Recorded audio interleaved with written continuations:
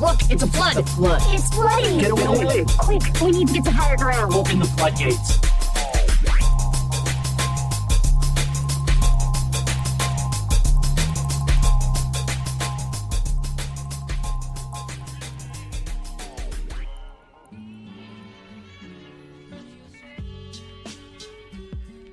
You remember Bop It, right? Oh, God. Bop It, pull it, twist it. Pause.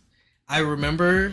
Yes, I remember Bop It. How could I forget the first mass-marketed fidget toy? Way before the spinners and the Pop-Its, it was just Bop It. Right? So the people that did the five-way Bop It with, like, excellent precision, we're pretty sure they're ADHD, right?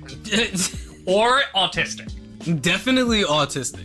Like, all the people who can solve Rubik's Cubes in under, like, 5 seconds should just immediately be thrown on the spectrum, right? Like, because if you, like, I know there's, like, a little trick or whatever, you flick your wrist 5 times to the left or some dumb shit, but no, if you took the time to figure that out, you're autistic. This isn't like the Konami code, right? That was, like, culturally Up, passed down, left, right, beat, A, start. Just because we use cheese doesn't mean we're not smart. It means we're autistic. So Yu-Gi-Oh! Was made by Konami. Fucking Bing, man. And I was like, what happens if I play like the online Yu-Gi-Oh! Game and do the Konami cheat code? What would happen? What happened? I don't know. I didn't actually try. Why not? Because then that would mean I'd have to scared to live download on the the Yu-Gi-Oh! edge Master Duel game. Oh, it is up, down, left, right, A, B. Yep. Or B, A. Up, down, left, right, B, A, start. Just because we use cheat doesn't mean we're not smart. That's probably why the Konami code never worked for me. Doing the wrong one. We gotta try, because I got you Symphony of the Night. I think the Konami cheat code still works in that one. Oh, for real? Yeah. Hey. You're like chronically on YouTube, right? Like, I've converted you to like a chronically on YouTube person. Yeah. Kind of. I need to listen to more. It makes me consciously go, I need to listen to more music. YouTube. The YouTube environment is like kind of weird, right? Because there are all these different like niche sides to YouTube. Like there's obviously makeup YouTube and like the bread and butter, the gaming side, right? Yeah. But like there's like a whole ASMR side too that like, you know, when you fall down one of the YouTube rabbit holes, you will find, I mean, fucking Skibbity Toilet, right? Like, I'm almost certain that started on YouTube. No, like, the recent really, really weird YouTube hole my algorithm took me down was a bunch of, like, classic rock and 90s songs done in video game sound fonts. Oh, yeah. Yeah, there's all kinds of... YouTube is, like, this weird bazaar of just... of content that, you know, anything you looking for, you could probably find. One of the more generic-y business sides of YouTube is probably like its sleep ASMR content, right? Like, you know, the deep house over luxury scapes, Lo-fi girl. Yeah, lo-fi girl. The fish tank one, right? The rain sounds. Yeah.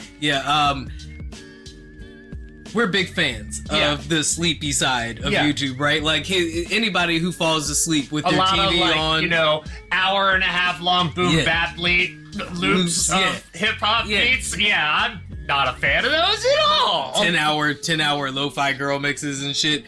Lo-fi girl is always live. That girl never picks her head up out of the book.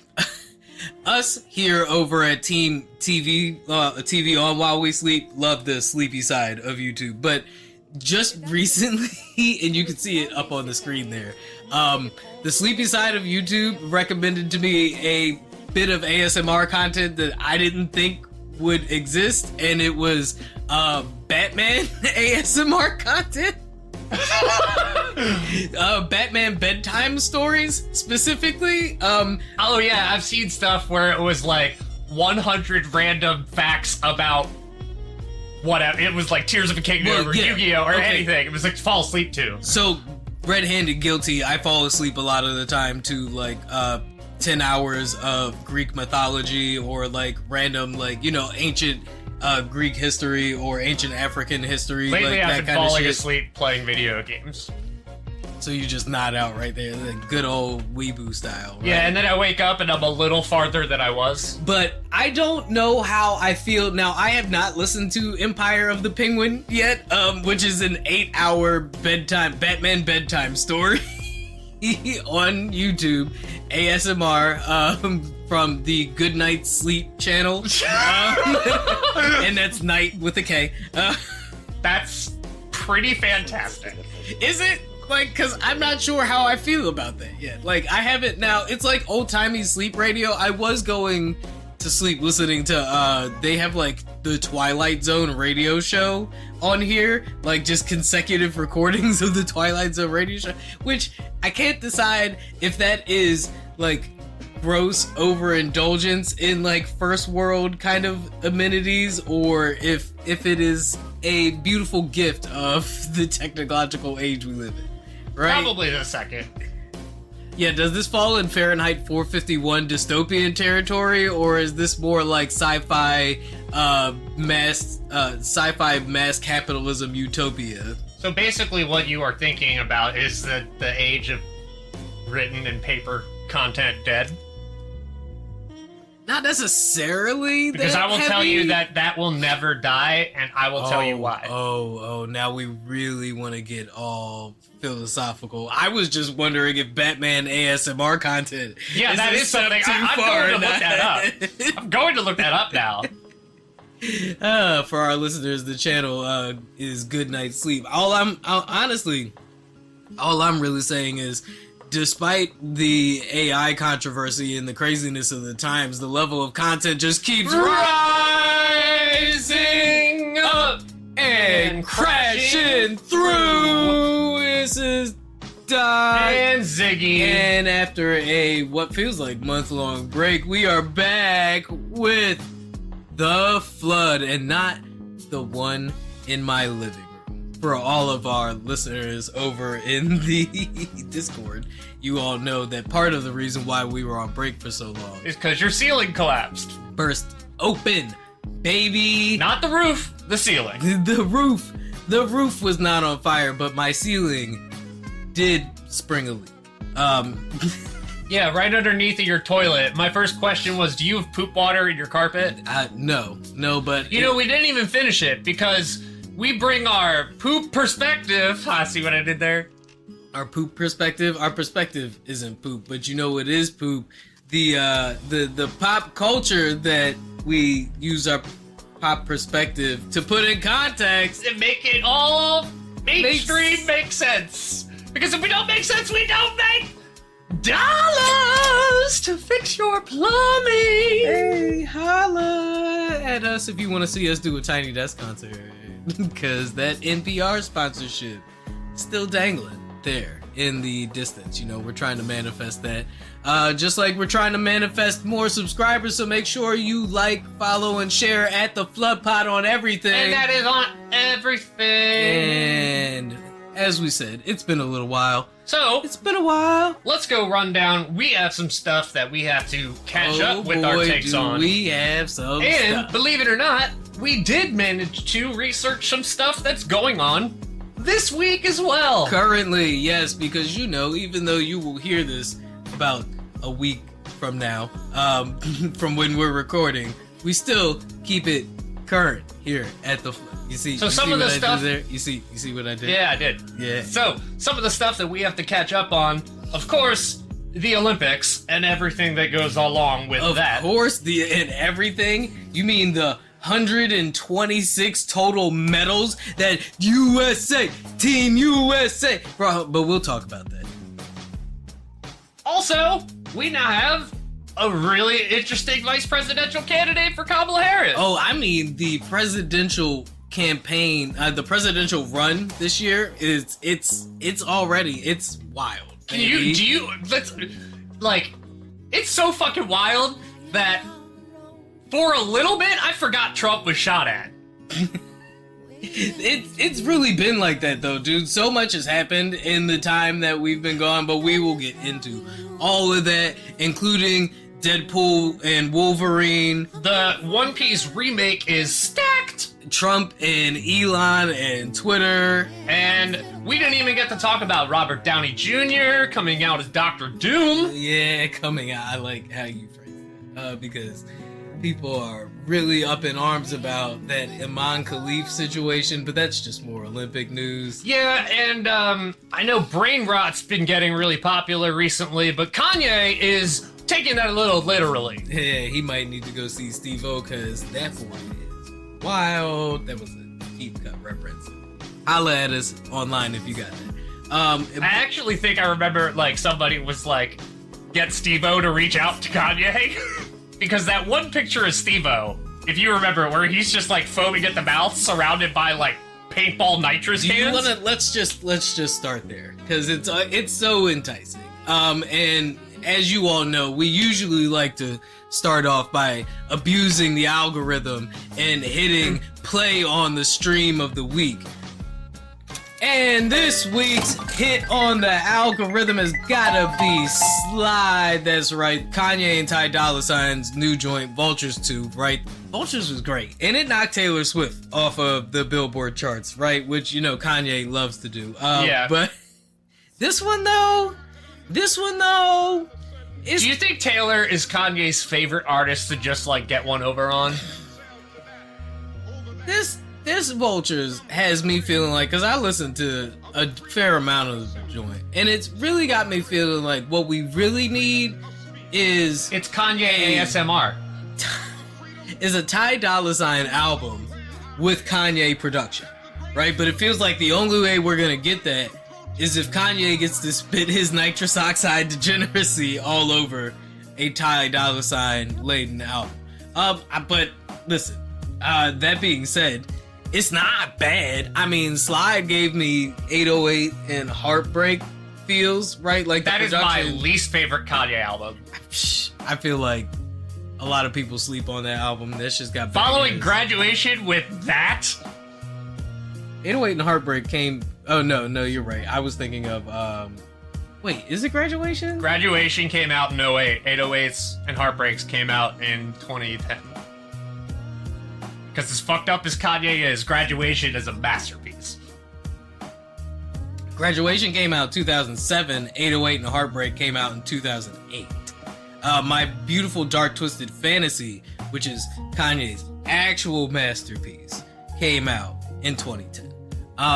College Dropout is great, but we can thank Rhymefest and Consequence for those two albums, Late Registration and College Dropout. I mean, obviously, you know, all credit due to, not all credit, but credit due to Kanye, who is like the conductor behind these masterpieces. Yeah. I mean, and Vultures 2 is just another example of Kanye being able to conduct really great pieces of music, but the quality of his lyrical content has severely dipped over the last couple of years. Like, you if know, I fuck Kanye's this model and she just bleached her asshole and I get bleach on my t-shirt, will that make me look like an asshole? Yes, Kanye. Yes, it will. You know what also makes you look like an asshole? Having a roided up dentist that looks like a porn star just shooting you up with nitrous. Yo, and Milo Yiannopoulos has to be being the the voice of reason. The guy who said that grooming is okay sometimes. Being the voice of reason. Like, there's so many things wrong with the Kanye West Milo Yiannopoulos connection that that could be a fucking 30-minute segment all on its own. Oh yeah. Right? Just Kanye being like this home for wayward, disgraced C-list celebrities is not the trajectory that I saw the College Dropout star taking when he put out, you know, Kanye's workout plan or Touch the Sky. Like, if you would have told me, they got me. I hate them more than a Nazi. Man. White people, that's how you do it. with nitrous oxide. No, you don't do nitrous oxide. But I'm talking about the lyrics. Damn, they got me. Yeah, can we talk about that being like, who would have thought that that would also be Kanye's drug of choice? And do we on the flood, I think I can speak for both of us here, agree that it is a drug, and it's probably like one of the worst drugs for you. Yeah, I think I've had it at the dentist once. I don't understand, like, I've seen, TikToks and shit of like people just walking around with. Is nitrous isn't an anesthesia, is it? No, those are two different things. Nitrous is like laughing gas. It's like whippets, like the shit that they put in balloons. Not it's different from, because anesthesia puts you out, right? Like that shit like makes you sit on like the fence of death. Okay, nitrous will just put holes in your brain so you wish you were dead. Right, and make you hear voices in the walls and shit. If you haven't seen the Steve-O documentary, please go, like, you know how people say, like, watching kids, like, toddlers have tantrums is, like, birth control? Like, if you ever, like, if Intervention, the show, doesn't do it for you, the Steve-O documentary will. Oh, like, and John Mulaney's Baby J stand-up. No, dude. Steve-O documentary is real bad. So, like, Johnny Knoxville straight up saved Steve-O's life. Dude, like, seeing him, like... Which is wild. Like, Johnny Knoxville being your savior. It was like a pond of nitrous tanks in his apartment, bro. Like, just, like... He looked like a rabid animal. Yeah, and this makes Kanye's mental state seem so much clearer. Ironically, to the outside, so much foggier to him. I'm baffled. Absolutely baffled. That this is the timeline we're in. Like, things are so fucking crazy. I don't understand how we got here. But we're here now. Kanye in the text message literally just said, "Can I get the nitrous today?" I told you. I've seen TikToks of people just walking around just like in broad daylight with huge ass cans of nitrous that look like they're labeled for partying. It's weird, but you know, weed is still like Schedule 1. Because I guess the Biden thing hasn't gone through yet. Yeah. But speaking of Biden and political news, we'll shift over into politics after talking about nitrous, because the Trump campaign could really probably use some nitrous right about now. Or is their plan wrecked like Kanye's brain? They are panicking. It in all fairness, it kind of seems like they're panicking. You know what? I think they're kind of weird. We've been saying that. You know, all it took was for Coach Walz. Credit to Tim Walz, who, if you don't know, now you know. I don't know how you don't know, because we are like a month behind. Oh yeah. But Tim Walz, the guy from Minnesota is. Did I say that? I said it like in Australia. Minnesota. Yeah, that's better. That's better. The governor of Minnesota, a 24-year veteran of the National Guard. Yes. A teacher of 24 years as well. Is Kamala Harris. And, hold on, the most impressive part. He took a football team that hadn't won a game in 3 years to becoming national champions. Is that the most impressive thing about Tim Walz? Yes! Because the man is pretty impressive. Right? Yes, that is the most impressive thing. Not making school lunch free for everybody in Minnesota. Do you realize how hard it is to turn around an entire football program? Do you realize how hard it would have been to convince everybody in Minnesota that it shouldn't be that hard, honestly. It really shouldn't be that hard. And there are still people that use that as a bad thing. They're trying to, like, there are people that are saying that's a bad thing, that he made school lunch free. It's so draconian, it's so far left. They've painted him as far left. The man eats the most bland tacos I've ever heard in my life. Like, meat and cheese. Like, white guy, he called them white guy tacos, and they're pissed about that, right? Like, they're pissed. How racist. He doesn't even use the seasoning. My man doesn't even use the El Paso seasoning that comes in the fucking box. It's too much. Spicy.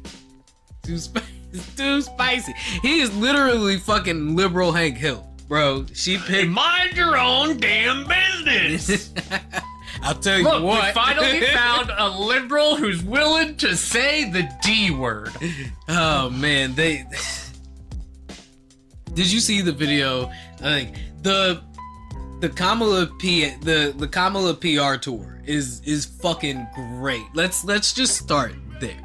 Like while, the moment, make the stallion just doing one of your rallies. While Trump and them are like fucking floundering, bro. She's like, they're digging up all these old clips of her. Did you see the one where they were asking her what her favorite cuss word was? I think it was during COVID. Or right? no, her favorite rapper alive, and she was like Tupac, and she's like, oh, she's so dumb, and then I'm like, okay, whatever. She said it starts with an M and ends with a ucka, and she was like, not the ER version. She was like, it's gotta end with the A. That's how you know. That's how you know where we're at. I mean, like, the way she like really like shut down that whole protester stunt at her rally. Did you see that one where she was like, if you want to go vote for Trump, then just say that. If not, I'm talking up here. Like, and I'm calling for a ceasefire. I think it's time for a ceasefire. But she was like, but what we're gonna do is respect everybody's voices here. And I hear you, but we're not gonna be like, I'm like, your cadence is strangely like Kamala's right now. well, I'm trying to get that across for the audio platform that we're. I'm just like, well, I'm listening to you, and I'm like, I don't know how much he's trying this, but he kind of sounds like Kamala Harris now. It was very Mamala, right? Like, and they are like, bro, my favorite thing they just cannot find an angle to it. First it was her laugh. She's crazy Kamala. Now she's corrupt Kamala, right? Like, she's a chameleon, Donald calls her. The most liberal. She just turned, yeah. Now she's a comrade Kamala, right? Top like, cop.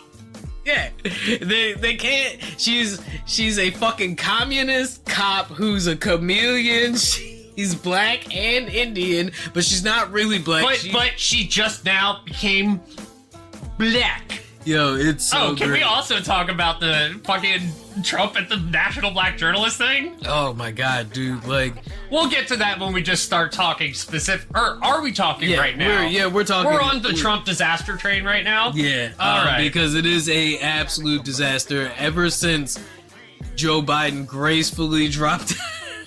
Can we call that gracefully? It was more like, Grandpa, no, this is not. Grandpa, you can't drive anymore.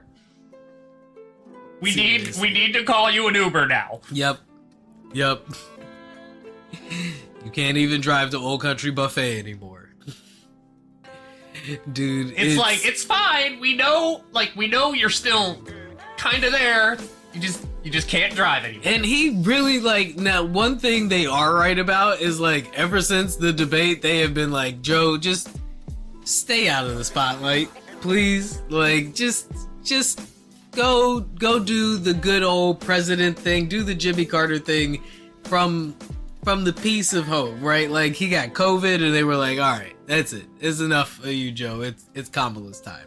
But they're like even trying to call it a quiet coup. Like, Nancy Pelosi and fucking Kamala Harris just cornered this nigga in the fucking Oval Office. You get that joke because there's no corners in the Oval Office. And they were like, listen here, Joe.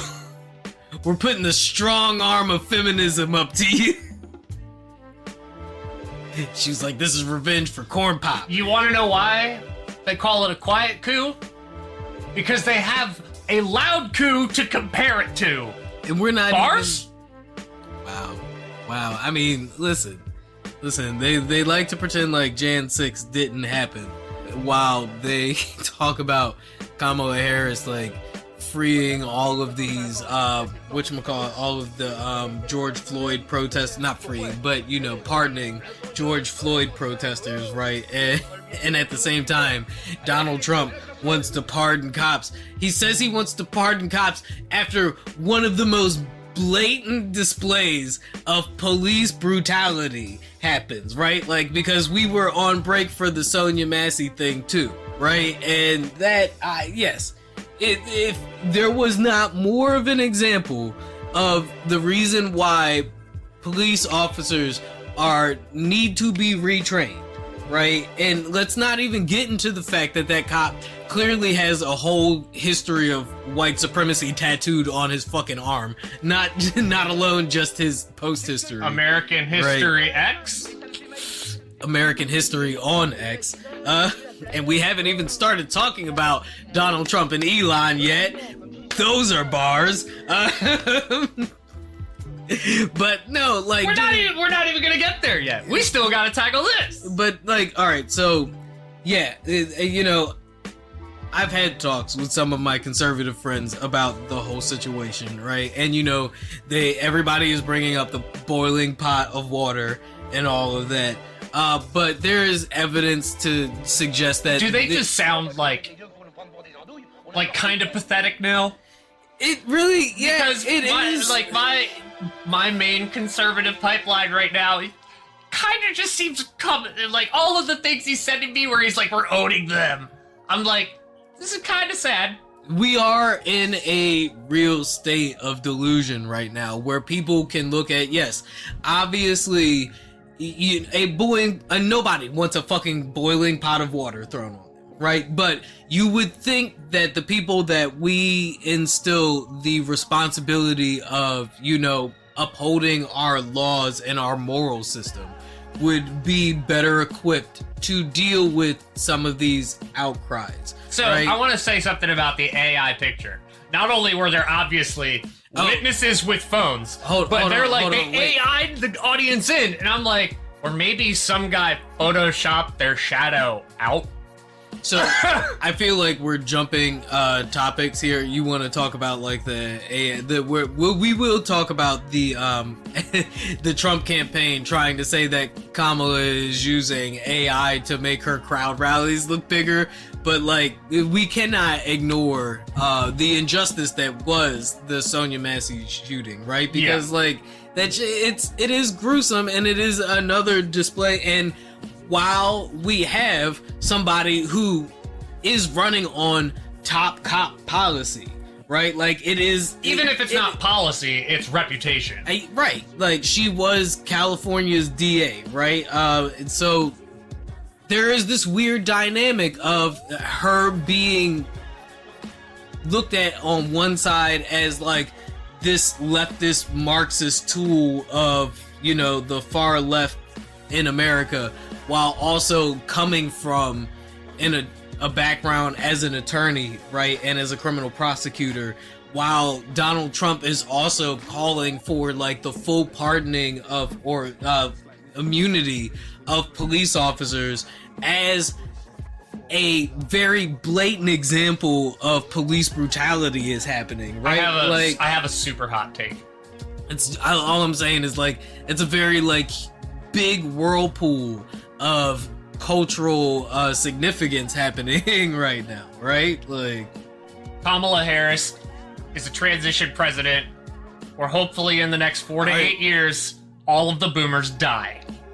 Are you and saying we just are like keep the ship afloat? Are you saying Kamala Harris is trans?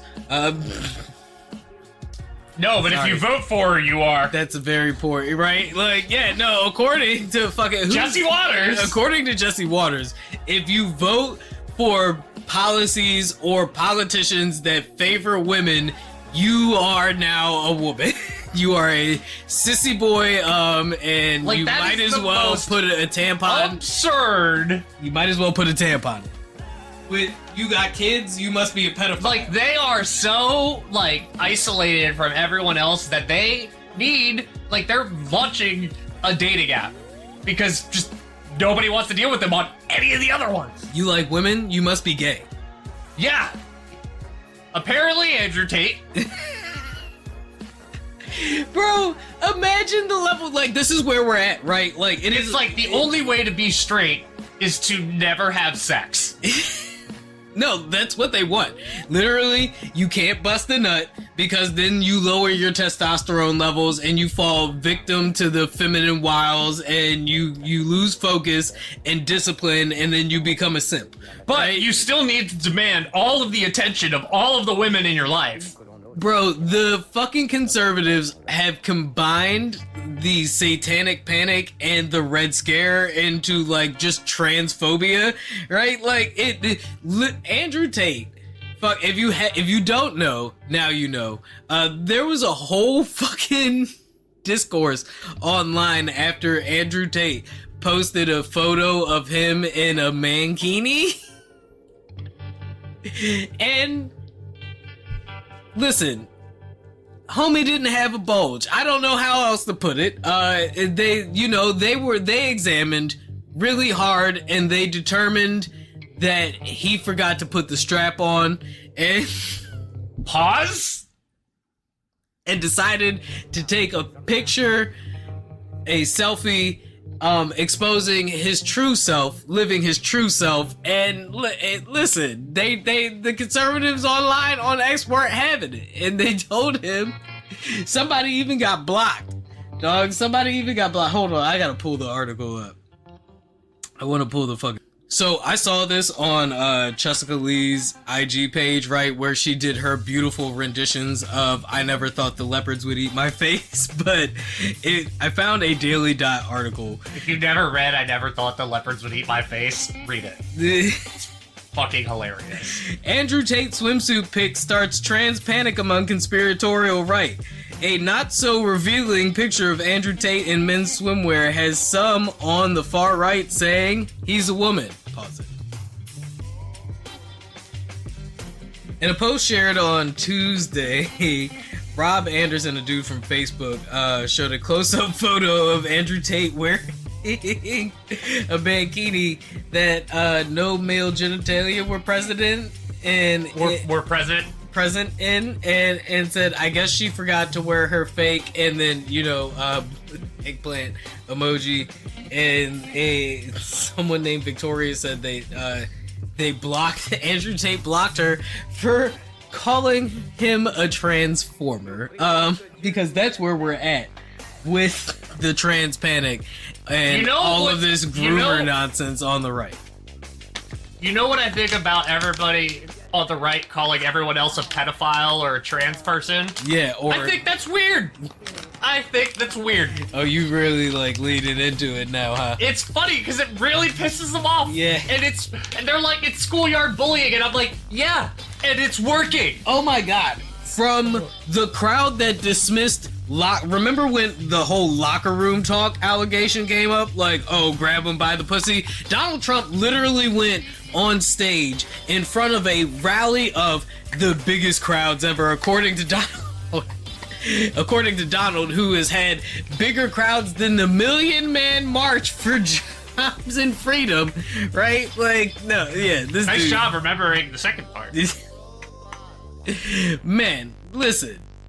Donald made fun of a handicapped reporter, and they were fine with it. They were totally fine with it. But calling them weird and saying that JD Vance fucks his couch that's totally off limits. The dude who wouldn't even defend his wife from fucking white supremacists that his boss, right? If we can call, I guess, if Donald is the president, then he's technically the boss of the VP, right? Or Donald would like to think he's the boss. Had dinner with, wouldn't even defend his Indian wife.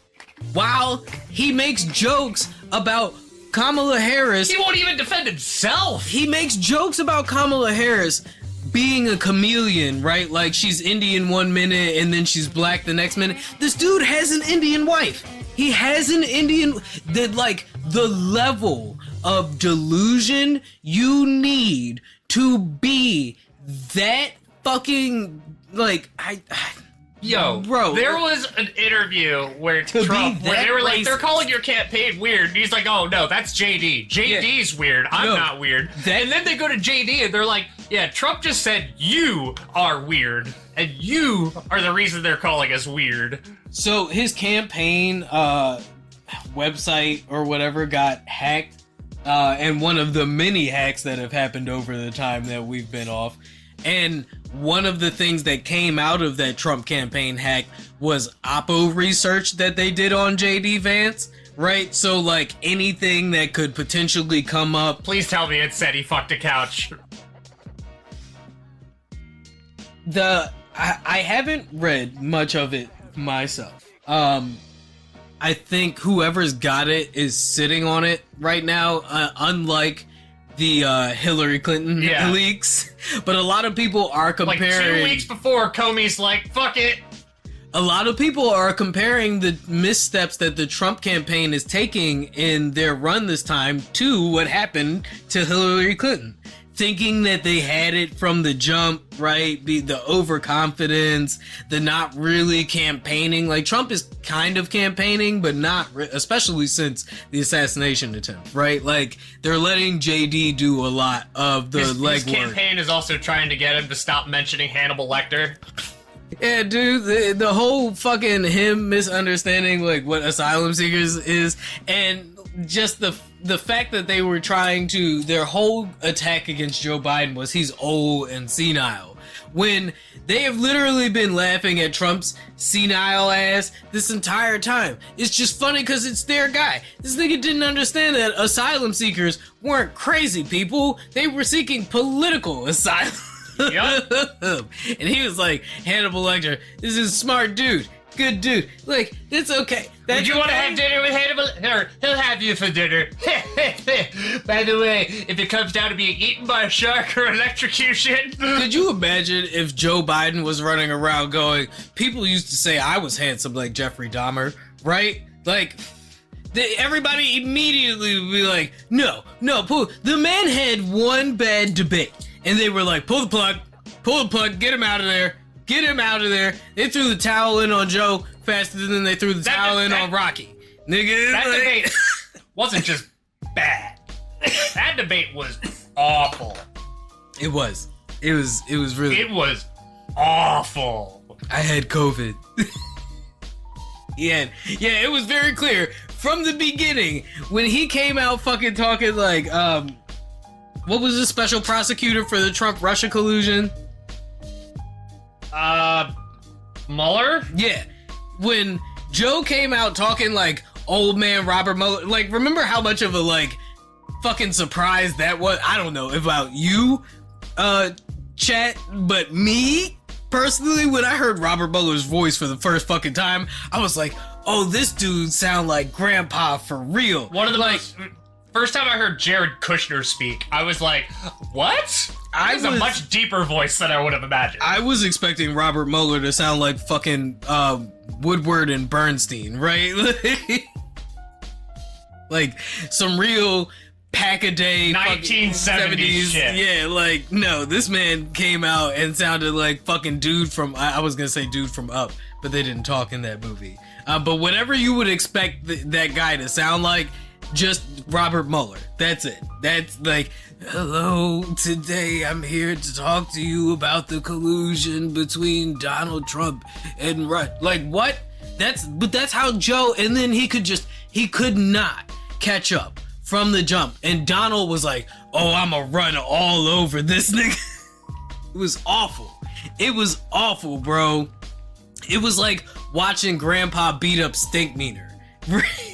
It was, how bad was that debate? Was it worse than Donald Trump going into the National Black Journalists Convention and being like, and then I feel like that was karma. Black. That was karma for what he did to Joe then. Because the reason that it took a half an hour late start was because Trump wouldn't go on stage unless they wanted a live fact check. Yeah, that's the whole thing. That's what's been stalling the debate with Kamala, too. Is he wants Fox News because he knows they won't fact check him there. I'm just, like, and then he talks about them being liars, right? Like, I really do think... It's gaslighting. I really do think... Literally gaslighting. That COVID broke a lot of people's brains. Like, we were talking about this off mic, but I want to make it like, I don't think it's microplastics this time. I don't think it's the lead paint. I don't think it's the natural gas leaks that have been happening everywhere, although it might be the natural gas leaks. You've had a natural gas leak in your house. No, actually, I have a CO2 detector for that reason. You should definitely have one of those in your house, whether you have gas or not.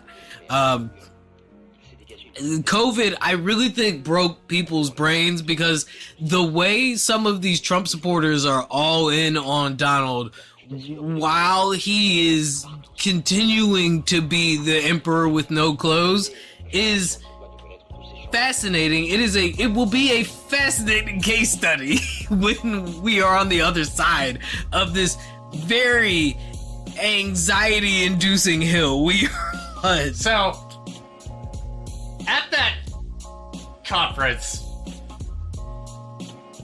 the host came out swinging, like, right away with a question that was like, all of these things that you did, so why should we vote for you? You sound like Donald, dude. He was like, that is a very nasty question. Yeah, exactly. He was like, that was a very nasty question. Not even like, hello, or how are you? Now, juxtapose that with the interview he just did with Elon Musk, right? Like, so here we have two very good examples of how Donald is in two different kinds of situations, where he is being pressed on the issues and things that we can factually check. It's not like the AI airplane situation, right? Like, we have recording of Donald making these statements, right? There's evidence of the kinds of things she was accusing Donald of saying, right? It's a legitimate question to ask why black supporters should feel comfortable, right? But the audacity of racism is, I shouldn't even be subjected to those kinds of fucking moral standards. How dare you ask me that when you were late because I made you late? And do you ask Kamala these questions? You know, is she even really black? Like, did you ask her that? Then Trump did you ask her to prove if her Jamaican daddy is actually really black? Are Jamaicans black? I don't know. All I know is Southside Jamaica, Queens. Did you see Trump complaining? They're like, oh, they're making personal attacks at me. Why can't I make personal attacks at them? I mean, I did make personal attacks at them. All the time. All the fucking time. Dude, and the it is like the blissful ignorance of his self-awareness, right? Because Donald somehow manages to know how evil he is while making it sound like the most benign thing ever. It is like a tumor trying to convince you it's not cancerous. So, I think it might have been like, Joe was like, there's a certain level of political decorum that we have to uphold because we are the righteous and American dream. And Kamala was like, nah. Hey, yo, I promise you when Rebel Ridge drop, there will be a fucking uprising. That movie is going to scare. That movie is, oh, dude. Oh, my God. Oh, fuck. You think I'm wrong, though? Hold on, no. I really think it was like, all right, no, we're just going to get in this bud. Pause. My hot take for this episode is Rebel Ridge is Chris Dorner fanfiction. Which I'm sure is going to cancel our NPR sponsorship. Yeah, that's definitely going to cancel the NPR sponsorship. You guys definitely have to go ahead and write into NPR, please, and get us there. We want to be the first podcast Tiny Desk concert, and you guys deserve that. You deserve that. We deserve that. America deserves that. If they don't do it, we're going to do our own fucking Tiny Desk concert. If they have to put up with Joe Rogan's Burn the Boats, I think America could handle a flood Tiny Desk concert. Did we talk? Tim Walz. So this guy, let's just double back. We didn't talk much about him, but Tim Walz, this guy's gonna be everywhere, and I want him to be everywhere. He's already a happy everywhere. Guy. Tim Walz has been so, like, it's no longer Sneak and Snoop, right? It is damn Damn. I don't like hiding Tim. Because there's no hiding from Tim Walz. He is like Nosferatu. He's in Tim the and shadows. Chill? Tim and, yeah, it's no longer Netflix and Chill. It's Tim and Chill because Tim is like I said Tim and Show, but Tim and Chill works too. Yeah. Tim is like the chillest white dude you've met in your entire life, bro. Like, and they hate it, right? Because JD Vance wanted to be that guy, right? He's supposed to be the millennial that's like he's Fuck hip, couches. he's with it, right? But Tim is like, we've said it, like liberal Hank Hill, right? Yeah. Like we were obviously, shout out to Internet Today, right? But the vibe is there, right? Like when you look at Tim, and that's so many other people in America are feeling that. Like there's a consensus of like white women online, I think specifically, that say Tim Walz reminds them of what their dads were like before COVID, before Right? Donald.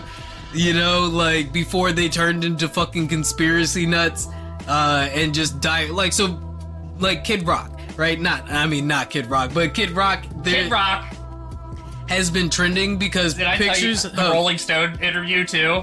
Pictures of him back when he was doing, the ball with the balls and the bang to dang diggies are trending versus like him now after the Republican convention, and people are like, we used to be a proper country.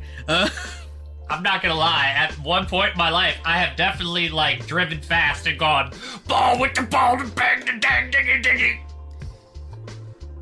Listen, It was before the year 2012, for sure. Tim Walz, I think, is so popular because he feels like a return to normalcy, right? With his coin slogan, "They're weird," pointing out the absurdity. That they're fucking weird. They really are. The absurdity of the Republican Party's It's platform. weird to just right call now. everyone a pedophile. It's weird to suggest that climate change isn't real. It's weird to think that everything is a psyop and that somehow being woke is the actual weird thing, right? And we can't even have proper discussions about trans athletes in sports because the people who are making the opposing argument are doing it in bad faith. Yep. So much so that, part of what this summer's discourse has been, especially because of the Summer Olympics, and no, we're not talking about the opening ceremony that is the new, is it white or gold or is it black or blue dress? It's like, is it the Feast of Dionysus or is it the Last Supper? You tell me. It depends on whether you were squinting your eye and leaning to the left or the right or not. That joke has layers. Look at the picture. I'm just saying, the Aman Khalif situation became so divisive for Hold on. Let me cook, because the Aman Khalif situation goes into the transphobia that is the groomer panic of the right? And part of that groomer panic is attacking Tim Walz for his liberal positions on things like transitioning children, right? And they're calling him Tampon Tim in the corny circles because he allowed a policy in his school systems that put tampons in the boys' bathrooms for trans kids who were using the bathroom of their chosen gender, right? Mm-hmm.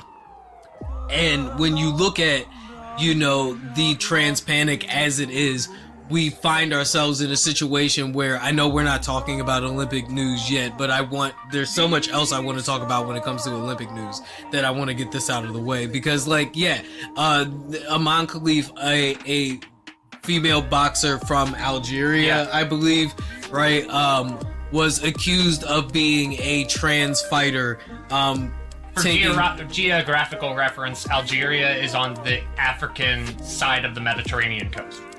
For taking place as a trans fighter in the women's side of the Olympics, right? But it turns out, what a twist, she's actually just a woman. was born a woman, has a natural born uterus, in fact, and wasn't even really, I'm not gonna say that great of a boxer, because she obviously was good enough to get to the Olympics. But there was nothing super special about her that made her like the standout force for them to really focus all of this trans panic on. They really just saw her like they saw Andrew Tate and was like, I don't know, looks fishy to me. I mean, and some people are just born different. Rightfully, look at Victor Wembanyama. He is 7'5". Gender He's is just born that way. Also a spectrum. People are born with all different combinations of chromosomes from their mothers and fathers, and sometimes you end up with more feminine features than you do masculine ones. If we really broke down the gender profiles of everybody, you'd probably find that it's a lot more confusing than science is a lot more confusing than you would think. I look more like my mom than I do my dad. Me too. And there are plenty of people on this planet that would crumble at the actual break. That's like, we are literally on the precipice right now of people deciding whether or not their facts or their feelings matter. Fuck Ben Shapiro, right? But like we both can matter. Both are allowed to matter. I don't think we can play both sides like that anymore. Like, one of the other things I've seen trending online is the rebuttal to the whole "why can't we have disagreements and still be friends" argument, right? Because the right always uses that as their last ditch effort at being defensive. Like, hey man, like, I'm not trying to, like, you know, it's their whole rebuttal to people disowning their grandparents and their dads because of this fucking weird conservative obsession that they've got. Like, why can't we have different opinions and still be friends? Well, yeah, you can like the Packers and I can like the Eagles and we can still be friends. You can think chocolate is better and I can think vanilla is better and we can still be friends. But we can't be friends if you think genocide is okay. We can't be friends if you think trans homicide is okay. We can't be friends if you think racism is okay. That's where we draw the line at. And I think we do need to start drawing the line. And on that, we'll take a quick break.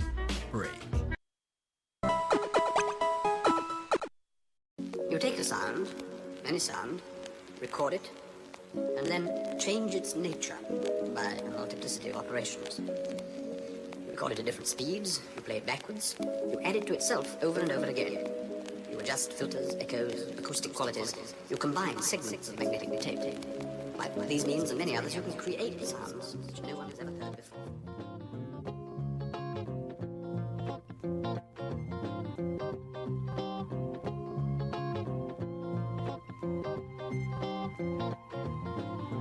So, since we were talking about the Olympics, and everything feels like a Disney sports movie right now. I mean, the Kamala Harris, Tim Walz campaign, and the underdog situation that they're coming up from.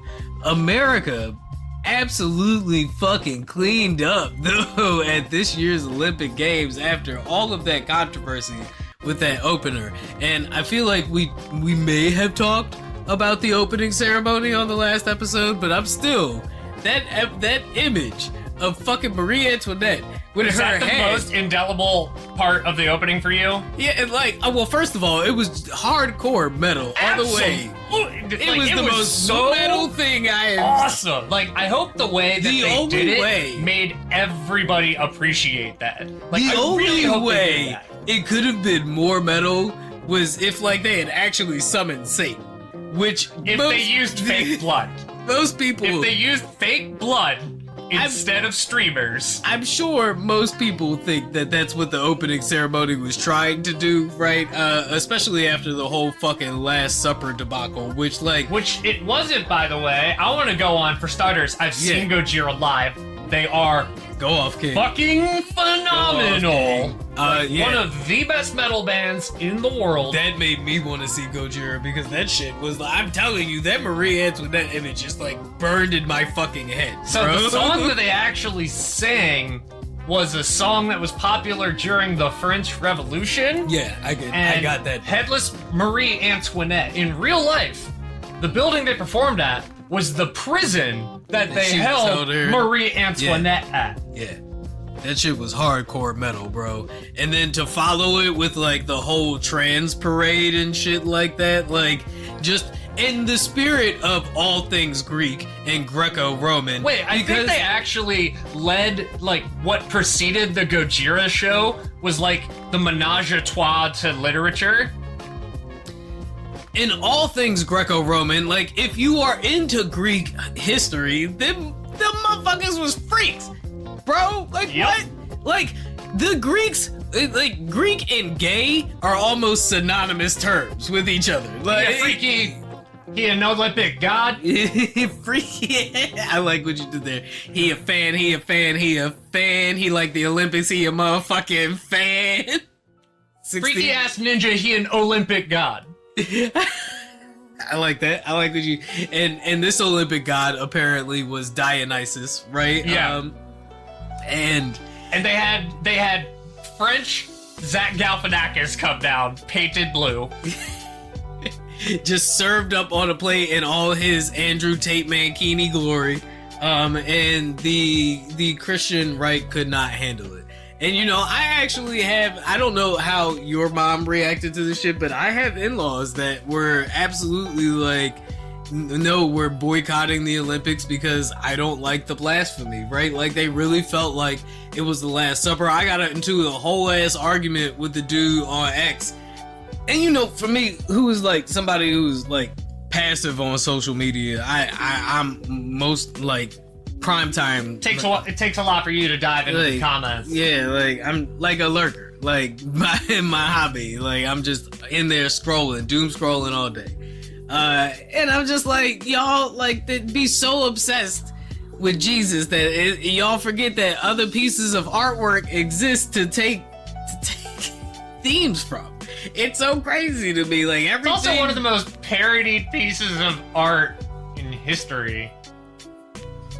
They don't know that though, because everything is about Jesus to them. And it's like, it's been that way since fucking COVID, bro. Their brains are broken. Like, we really are living in like a doomsday cult. And it's getting quite American jihad, especially when you look at like the Project 2025 leaks and shit. It is honestly like they saw Handmaid's Tale and they were like, yeah, you know, why not? Why not? We could have that. We could have that. I mean, what else are we doing right now? Like letting kids pee in litter boxes? If you listen to Joe Rogan, please don't listen to Joe Rogan. I will say, even though it is like a one-off anecdotal evidence that they keep pulling from, I don't know what I would do if somebody asked me to put a litter box in the classroom for a student. It didn't really happen. I'm almost certain it was like a fucking Snopes article.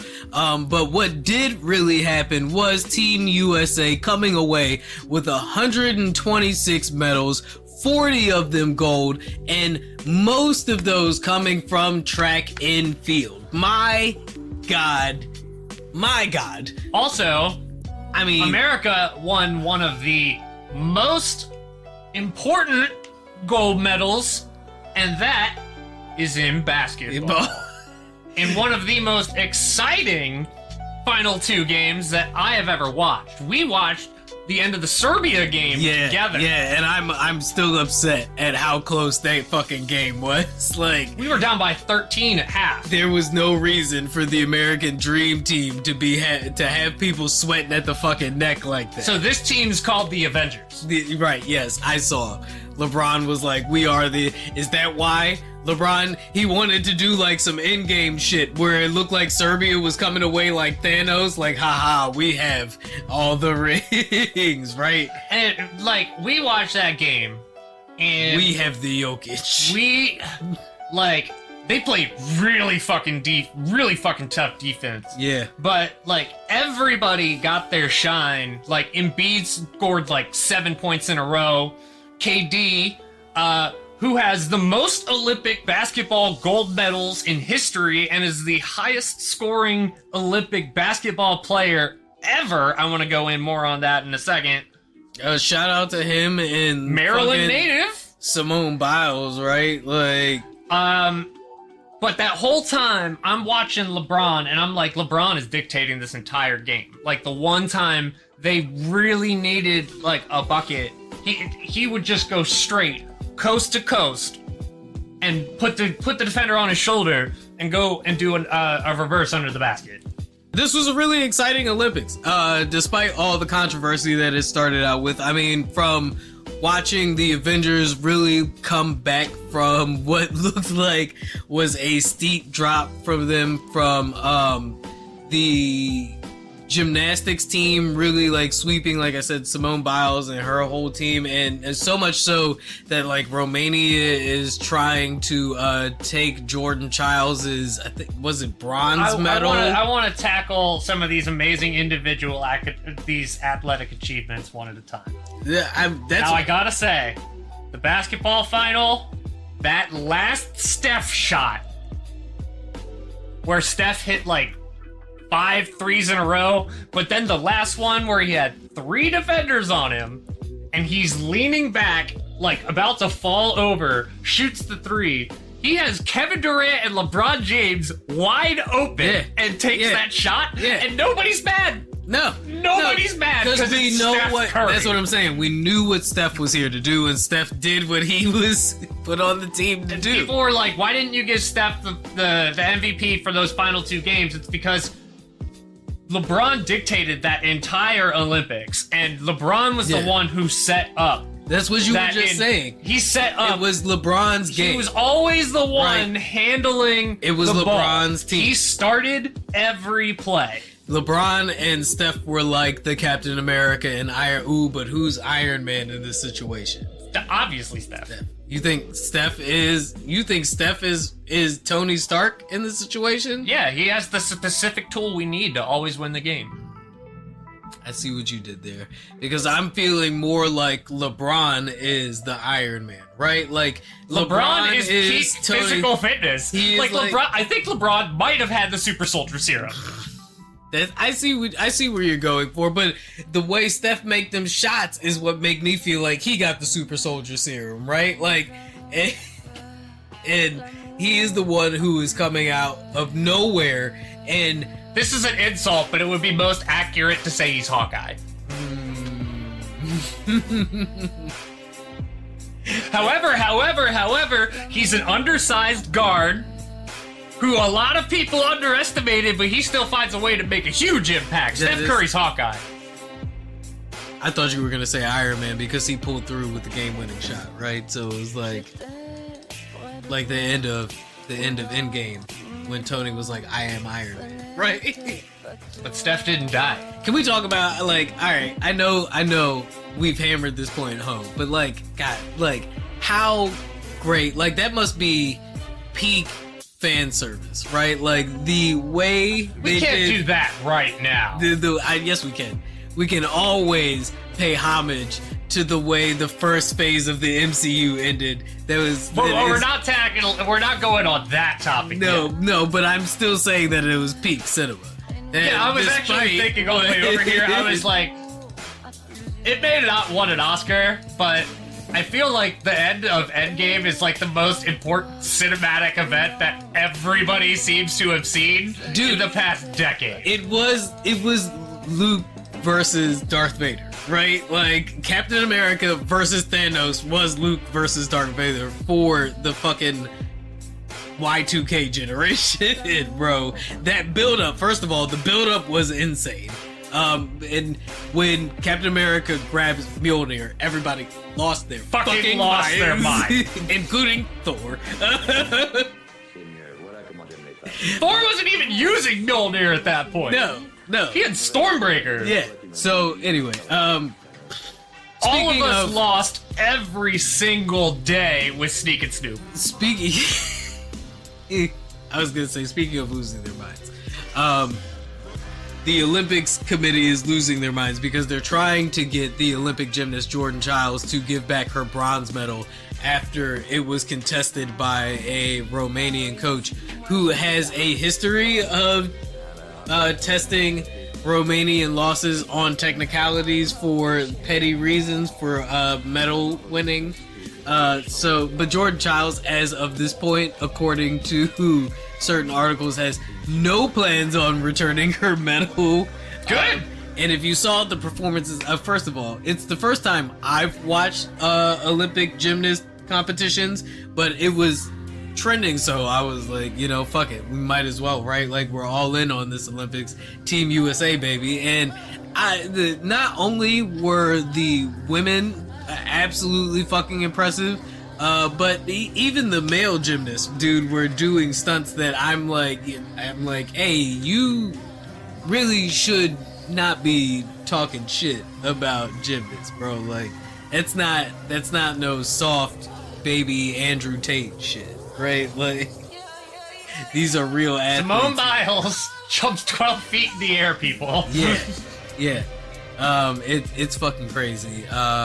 America even won its first gold in weightlifting during the women's weightlifting, the snatch and clean competition in I think they said like 25 years.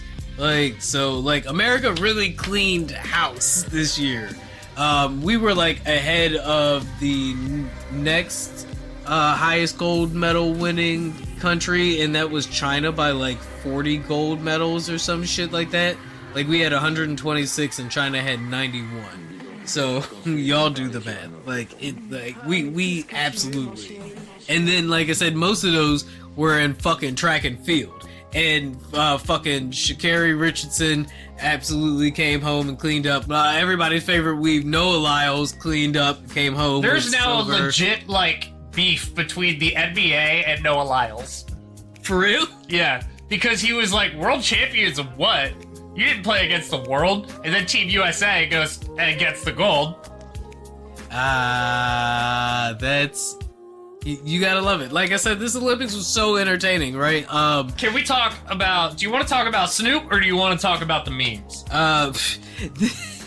The memes, dude, from the fucking shooting competition, right? Like, he is a retired hitman. I'm convinced. The Turkish competitor, what the fuck was his name? Like, the whole cover story where he's just like, yeah, I got divorced and I picked up shooting as a hobby and I have a cat. Yeah, no, that guy's a hitman. That guy is literally Turkish John Wick. Yo, yeah, he's definitely giving John Wick vibes, bro. But I mean, like, it is really like the coldest fucking pose. Like, I saw a bunch of other athletes doing it. I hope it stays, because that is really one of the coldest fucking poses. Yusuf Dikek was his name, and yeah, his cool, calm demeanor definitely garnered him fame at this year's also a lot of the other Olympic shooters, like the one whose like back was arched like he's from JoJo. Yeah, and there were a couple of Japanese woman who came through with the cold like eye gear and the backwards hat and all that shit. Yeah, no, it was great. The breakdancing, though, I think was the runaway star of this year's Olympics. And how do you feel about that? After watching it, I thought it was an interesting entry into the Olympics categories, right? I was They are no longer continuing it. Yeah, after this year's, because after watching it, it felt very like sanitized and just it didn't work. Right, Ray gun aside, breakdancing on, and then what was it? Fucking white girl wearing a do-rag from Lithuania named Nika won. Oh no, no, Japan won gold, right? Which, not shocked. Yeah, I'm fine with that. But Nika beat out the American female. The American women's representative from the Olympic breakdancing team, and it was a spectacle. I'm not surprised that it won't be continuing. I am surprised that it's being replaced by cricket, though. Which America beat Palestine. No, not Palestine. Pakistan. Did we beat? America is beating Palestine. Though. Did you see they sent more money, more weapons? Nope, let's not talk about that right now. Yeah, no, because we're talking about the Olympics because they were fun for the most part, including Snoop Dogg. Yeah, who is living his best life. I know everybody said the meme, but he really is completing all of the side quests. I mean, that's the whole point of Sneak and Snoop, really. He conquered his fear of riding horses. He raced Michael Phelps in an Olympic swimming competition. He got Martha to come. It really was I think this was the breath of fresh air that everybody needed during the fucking insane summer heat. I hear from the States anyway. The fucking heat wave over on the East Coast here in fucking Maryland was just absolutely unbearable, right? So I think this was the Olympics this year were what I was talking to my right-wing friend, and I told him, I was like, I think it's cool that Snoop Dogg carried the torch. And he's just like, really? Like, why? Like, America props up, like, this rapper who smokes weed? I'm like, well, who would you have had do it? He's like, obviously an athlete. And I'm like, okay, what athlete? Nothing. Nothing. There's something to be said for people's refusal to want to have fun, right? Exactly! Why do people not like fun? Why can't things just be fun? That's what I think the Olympics were a perfect example of. People who were just watching for the fun. There were people who weren't even sports. Like we said, the fucking Turkish guy who didn't even, I think he won like silver or something like that. He's not even the gold medalist. He came in second, but he became a cultural fucking phenomenon. I think it was a perfect example of the way sports can unify people in such a the medal tumultuous stand time. with the two Italian gymnasts and the Chinese one, she sees the two biting the medal, and then she so adorably bites it. Yes. Oh, it's so wholesome. Yes, exactly. Everything about this Olympics was so wholesome and just fun, right? And from the very beginning of the Olympic ceremony, setting off all the weirdo fucking conservatives who are like just in a trans panic, right? Yep. And now LA gets it in 4 years. Yeah. So we will. I mean, I don't. People thought the French had a trans panic ready. There's a lot to be said about the impact the Olympics has on the surrounding community. I think we would be doing a misjustice if we didn't at least mention the fact that, usually where the Olympics goes, it leaves a wake of economic unrest in its path. But I do have a question that I want to ask you because it popped up as a meme several times in UAL. But with that being said, though, before you ask your question, I think we can say that the athletes of this year's Olympics definitely put on the best performances that they could, and it provided everybody who was willing to, kind of participate in the escapism a much needed relief on some of the political and economic turmoil that we've been facing in the way that only sports can, right? Yeah. I think we will get a lot of good Wheaties boxes out of this. So I did want to ask you, because in UAL, they were like, all right, now the Olympics is done, back to hating this country. Well, that's it, right? Like, literally, that's it. We all were united behind our countries, despite all of the shit that is going on in our countries right now. Kevin Durant, modern American philosopher Kevin Durant, said, yeah, some of our country sucks. Or some things about our country sucks. There's a lot of cool stuff, too. That's literally how I feel about Kamala Harris, right? Like, yeah, there's some questionable things about Kamala that we should probably, if we choose to elect her as president, which I think we should choose to elect her as president, hold her to a higher standard than we held Joe Biden or Donald Trump or even Barack Obama to. And not just because she's a woman, but definitely not because she's a woman, but because we deserve better as a country. But I also don't think that that means we can't have fun as a country, right? Like, that is the part of the whole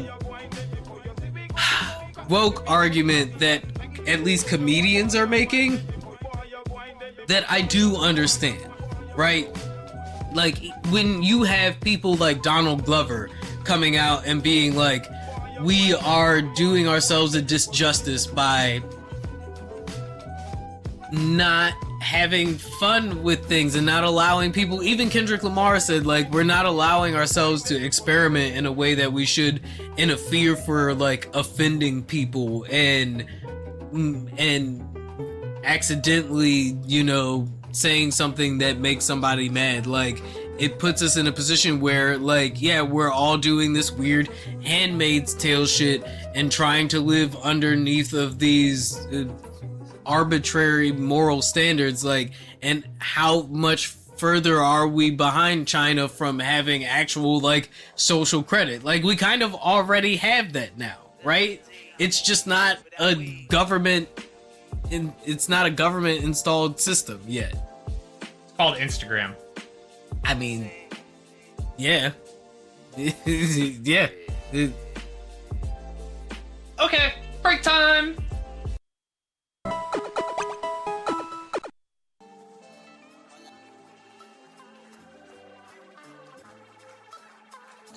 Alright, we have one last story to cover. That's right, and it is probably the biggest piece of news that has happened since we have been on break. In a twist of fate, it seems like we aren't done with Doctor Strange's Multiverse of Madness yet. Kang the Conqueror is out, and RDJ is back, baby! This time. New mask, same task. As Dr. Motherfucking Von Doom, baby. Now, I will say, before we get into any takes about this, as far as quality of being an actor, I have no doubt in RDJ. I, however, have all the doubts in Disney, especially considering some of the other shenanigans they've been up to recently. If you have a Disney Plus subscription, just know. I canceled mine. Doesn't matter. He canceled his too. They still. You know, all that dude wanted. If you don't know, now you know. Dude's wife died at a restaurant of an allergic reaction in a Disney resort. And Disney is trying to arbitrate that they shouldn't have to face this in a jury court because he signed up for a Disney Plus free trial subscription, which literally brings a South Park joke to life. And that happens so often. I'm really tired of living in this reality, because that is just cartoonishly evil in a way. Why did that kid have to jump into the gorilla enclosure? In a way that I don't feel like is fair for anybody, especially the dude whose wife died after them checking several times to make sure that her food was allergy compliant. But that's besides the point. Right now, we're talking about Disney recycling actors better than it recycles its food. Because, alright, yeah. So let's talk about how they can handle the Doom situation. Yes. Robert Downey Jr. is probably a good actor. For starters. Probably. Is a good actor. It's being done by the Russo brothers who did Infinity War and Endgame. Okay. And? Now, one of them is that it's a Stark variant. Okay, so we're just leaning into the whole variant thing, even though that's one of them, is that it's a Stark variant. Or the other one was, what if, like, there's a story where, like, Doom becomes Iron Man. But the one that I honestly like the most is just have him wear the mask the whole time. And anytime he takes the mask off, just don't show his face on camera. I just feel like it's lazy. It's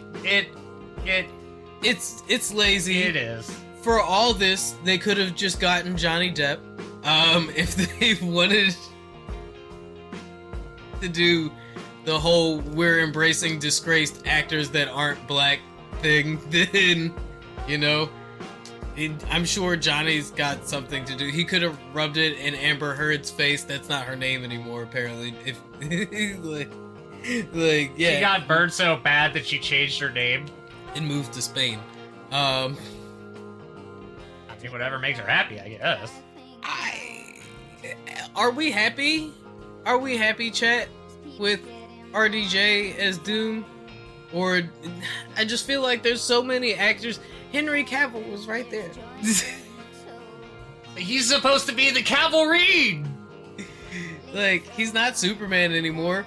What a fucking 180 that would have been. And actually, in Deadpool and Wolverine, while they're jumping through the multiverse, trying to find the right Wolverine, he jumps into one where Henry Cavill is Wolverine. That's funny. And they're like, the cavalry, it's real. I mean, we're making Norman Osborn like actually black, right? Like real waves. Coleman Domingo is gonna be Norman Osborn. I mean, Jamie Foxx was right there, right? Could you imagine Jamie Foxx's Doom? Then Disney could have been like, Jamie Foxx is Electro. Then Disney. I mean, RDJ gets to play two people. Chris Evans gets to play two people. Why not Jamie Foxx? It's not even like Jamie Foxx's Electro belongs to the DCEU, right? Like, that's still like, Sony property. Like, they casted Giancarlo Esposito as the villain in the new Captain America movie. Yeah. When I feel like Giancarlo Esposito is an actor of the quality that could be doing a more significant long-term role. Bro, I just feel like there's so many other people that they could have picked for Doom, and they decided to go with RDJ because they knew it would garner the biggest salacious headlines, right? Like, money. Yeah. I mean, go with the safest bet, right? Like, what other, like, it's his heel turn, right? You know, like, this is LeBron goes to Miami. He's taking his talents to Latveria. We can thank, and then, you know, there's that community online who feel consistently shunned. You know, they did this with Scarlet Witch, right? You know, Elizabeth Olsen playing a classically Romanian character. Now we're doing it with RDJ. Really? Right? He wears a fucking mask. I mean, hey, listen, representation matters. We've said that before on They already this said pod. it's not going to be a Doom origin story. He wears a mask. We've already said also, that he could this be is a horribly, representation hideously disfigured matters to where he's podcast. unrecognizable. As a kind of like how Romanian? Josh Brolin, you can't tell that Josh Brolin is Thanos. Listen, if Josh Brolin could be purple, RDJ could be Romanian. He's already proved he could play a black guy. I'm sure he could play a Romanian. Is your argument. I like it. Someone call Joe Rogan. No, dude. I just feel like it's lazy. I feel like it's lazy on so many fronts. I'm not saying that I don't think RDJ could do a good Doom.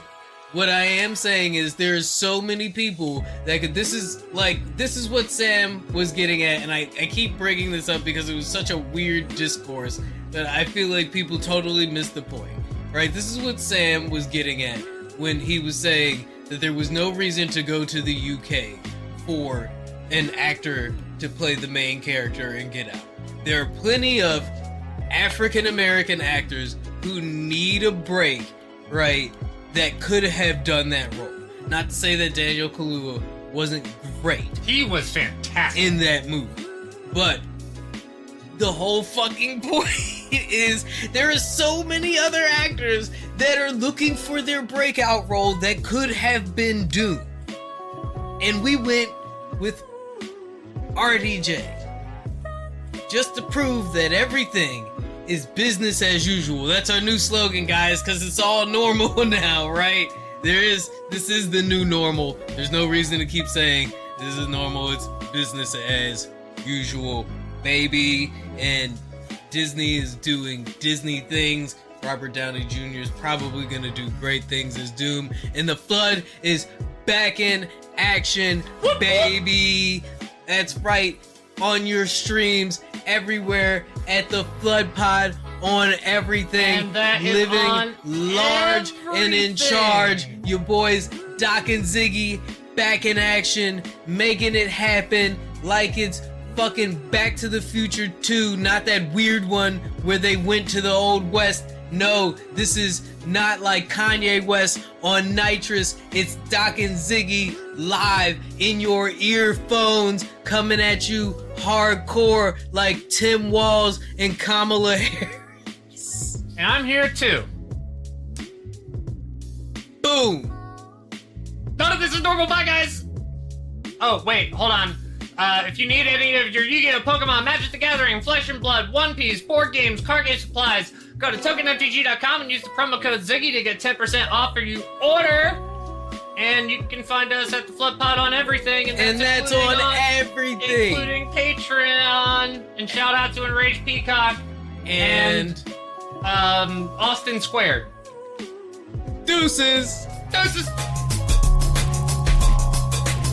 Look, it's a flood. The flood. It's flooding. Get away. Quick, we need to get to higher ground. Open the floodgates.